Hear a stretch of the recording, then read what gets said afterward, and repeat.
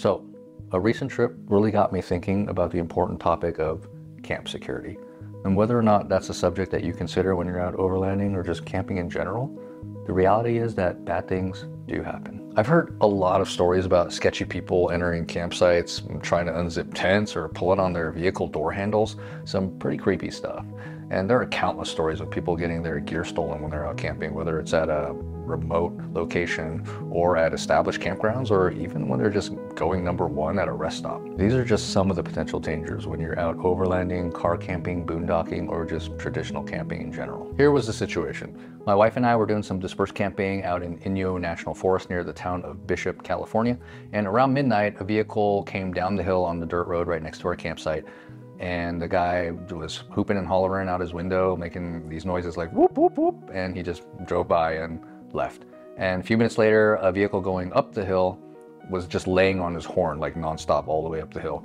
And a few minutes after that, a third vehicle, maybe one of the other two vehicles, I'm not really sure, came down the hill, stopped about 100 yards away down the road from our campsite, got out of his vehicle and just started screaming profanities and kept saying things like, "How do you like that? How do you like that?" It sounded like this scene from the movie Starship Troopers. Except you replace the sound of gunfire with the F word. And needless to say, after that, my wife and I were on high alert. So, what can you do to improve your security when you're out adventuring? For the purposes of this video, I'm really only talking about security in regards to human threats. There are plenty of other things that can affect your safety, like wildlife or severe weather, but that's an entirely different discussion. Keep in mind, I don't have any professional background in this kind of thing, and no, I don't think I'm some sort of tactical ninja or anything like that.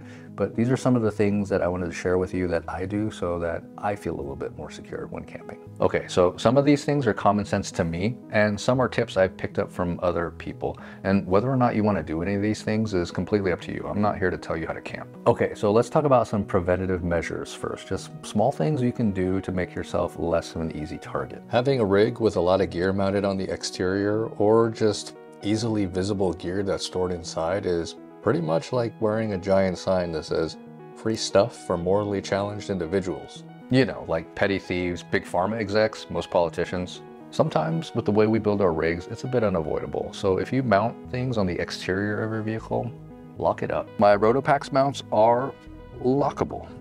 And so is the MaxTrax mount that I have. Although somebody who has the right tools and desire to steal those could certainly defeat the locks, the time it would take to accomplish that is in itself a deterrent. I also use security fasteners for my rooftop tent and the roof rack crossbars. For the interior of your vehicle, it's the same as parking anywhere else. Don't leave things in plain sight. I also have this back seat cover thing that's made for my dogs to drape over all my gear in the back of my 4Runner, just so people don't immediately see my power station or the fridge or any of the other gear at the back. But one of the best things you can do to prevent theft is to have someone in your group watch the vehicles whenever possible. I'm not talking about when you're sleeping, but when you're stopped at the gas station or like at a rest stop or something like that. And if you're adventuring solo, just be very selective of when and where you leave your vehicle unattended. I mean, at some point you're gonna need to go relieve yourself, so just check your surroundings before you decide to go inside that gas station or whatever. Okay, let's talk about your actual campsite now, and let's start with dispersed camping. Do your best to find your campsite before dark, because it's a hell of a lot easier to check your surroundings while it's still light out. What I'm paying attention to while I'm looking for a campsite is if there are any other campers in the immediate area. How big is their party? Are they giving you that friendly fellow adventure seeker wave? Or do they just look shady? If I were to see a large group giving me the evil eye as I drove by, I'd probably think twice about staying in that area. I'm also looking for signs of irresponsibly drunk and or high people. You know what I'm talking about. A bunch of empty alcohol bottles, especially like cheap alcohol, or like syringes, things like that. If you find any of that stuff, it's probably best not to stay there. Here's a pretty good tip. If you're adventuring solo, it's a good idea to bring and set up a second chair at camp. That way, any would-be bad guys think that there are two of you, because you're a much easier target to them when they think you're alone. I know that being in the complete darkness can be kind of freaky for a lot of people, including me.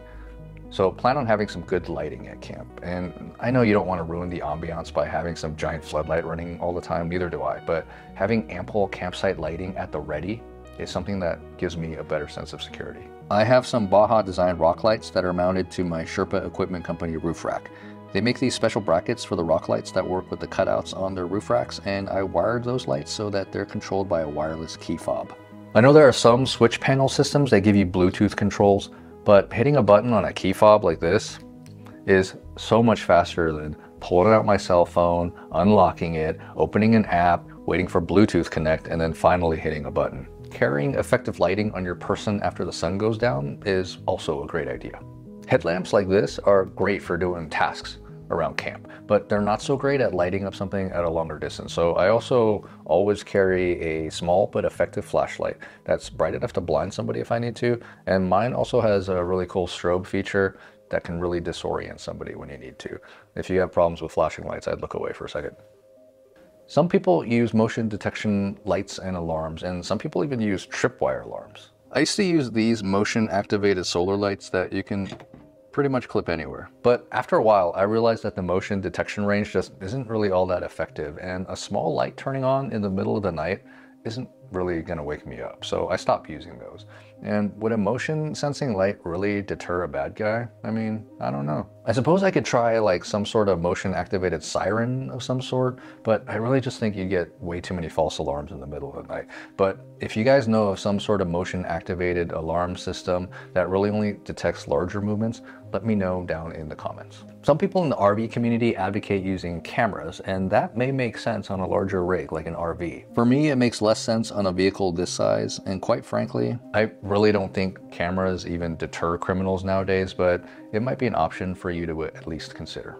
An obvious thing to do is to lock your vehicle, especially if you're sleeping in it. And if you're in a tent, whether it's ground or rooftop, you can use something like a little carabiner to help slow down somebody from unzipping it from the other side. At the very least, it'll buy you some time. If you have a furry buddy, a lot of them make for good alarm systems when you're out camping. What about established campgrounds? Surely those are more secure. Not necessarily. There are plenty of stories of people getting things stolen at established campgrounds or escalated situations with belligerent individuals. But there are also probably very neighborly people who are more than willing to help if something happens.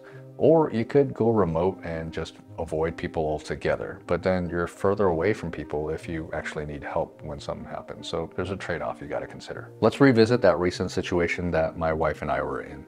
No, there was no verbal exchange, nor did he ever approach our vehicle, but had things escalated, we had a few things working in our favor. A nice German couple stopped at our campsite earlier that evening, and they just wanted to ask some questions about dispersed camping because they're from a different country and they're not really familiar with the rules.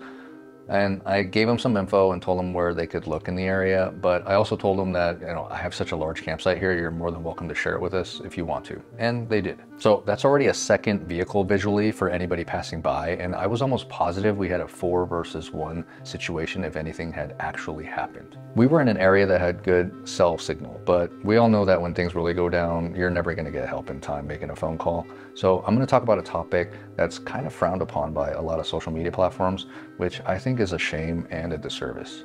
I am a staunch supporter of Second Amendment rights, and I carry a firearm when I'm camping where I'm legally able to do so. And I don't really carry for protection against wildlife and things like that. I carry because of potential people threats, because as far as I know, they don't make a bear can for dangerous people. And it's not like we build our rigs to give off some sort of stay away vibe. I mean, if I saw a post-apocalypse looking rig with a Tom Hardy strapped to the front, I'd steer clear. Or I guess you could go for that meth lab RV look to deter people. I'd avoid that one too, but seeing as how my vehicle doesn't have any visual deterrence features, I practice my constitutional right. Now, obviously it's imperative that anybody who decides to carry a firearm gets proper training and keeps up with their training in order to responsibly operate their firearm. Also, always check for local firearms regulations for whatever areas you're going to be adventuring in. If you don't want to use your Second Amendment rights for whatever reason, then pepper spray is a good idea. That big old can of bear spray you probably already have in your kit would work on a human too, but a smaller pepper gel that you can always have on your person is probably a better alternative for human threats. I always carry one of these guys too because not all human threats require my firearm. Now, you may feel that some of these things or even all of these things are a little bit over the top, but to that I say, you do you. I personally would rather have these things and never need to use them than to be caught without them when something bad happens. Again, I'm not here to tell you how to think or what to do. I'm just here to provide information. I put links down below in the description for some of the stuff I talked about in the video today. And those are affiliate links, so I do appreciate you using those if you end up buying any of that stuff. And even if you're not interested, I just appreciate that you're watching. If you guys have any good tips on camp security stuff, definitely leave a comment for all of us to learn from you down below, including me, because communications plus unity equals community. If you guys liked any of the content today, please consider hitting the like and subscribe button. As always, remember, destinations don't matter, the journey matters. This is Roger, wishing happy trails to you. Keep smiling until then.